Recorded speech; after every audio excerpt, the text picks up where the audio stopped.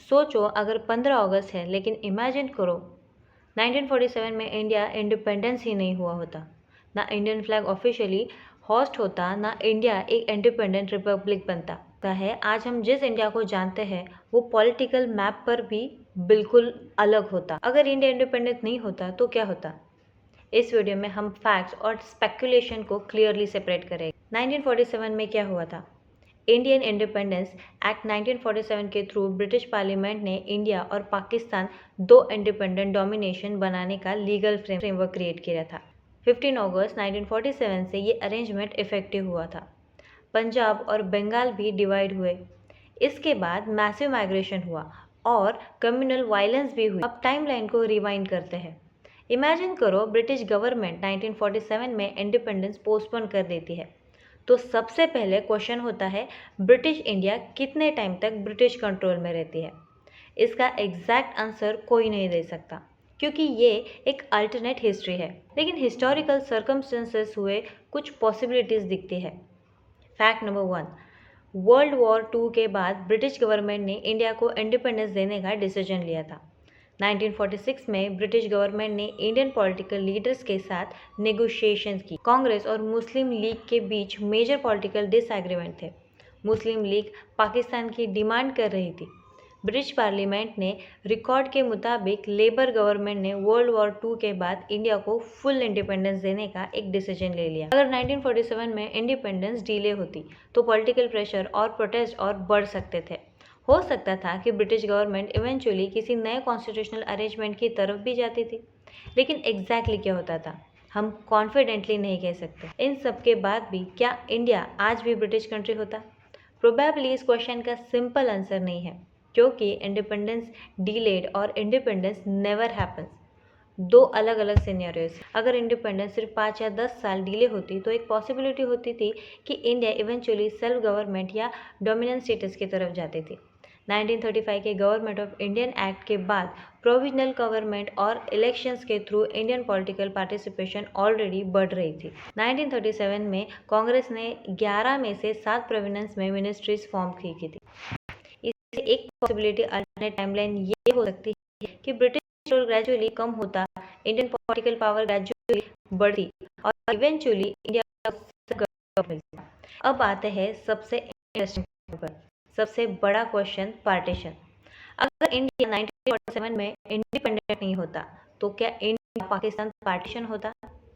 Answer we don't no.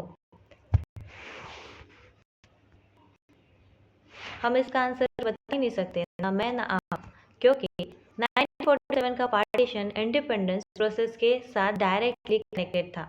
Indian independence act ने India को और पाकिस्तान को सेपरेट डोमिनेशन के फॉर्म में इस्टेब्लिश किया। पंजाब और बंगाल डिवाइड। अगर इंडिपेंडेंस का प्रोसेस कम्प्लीटली डिफरेंट होता तो पार्टीशन का टाइमिंग, बॉर्डर्स, पॉलिटिकल स्ट्रक्चर या इवन एग्जिस्टेंस डिफरेंट हो सकता है।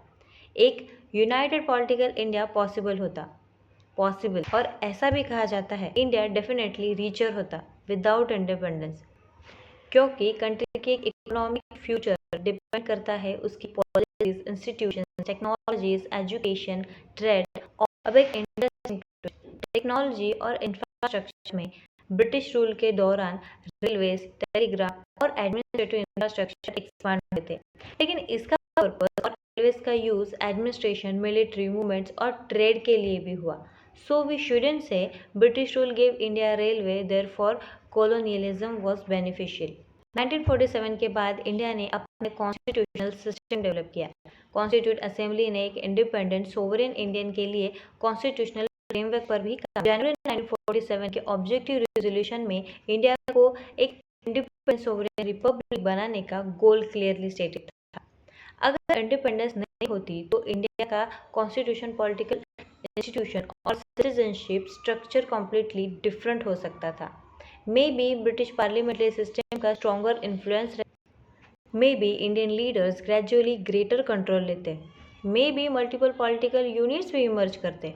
अब सबसे इंटरेस्टिंग क्वेश्चन, तो क्या इंडिया आज भी ज़्यादा डेवलप होता? इसका आंसर भी सिंपल येस या नो नहीं है, because we can not run two versions of history simultaneously, क्योंकि रियल इंडिया अभी 1947 में इंडिपेंडेंस मिली थी, पार्टीशंस हुआ, कॉन्स्टिट्यूशन बने, 1950 में इंडिया रिपब्लिक बना, और भी इंडिया ने अपना पॉलिटिकल और इकोनॉमिक पार्ट चूज़ किया।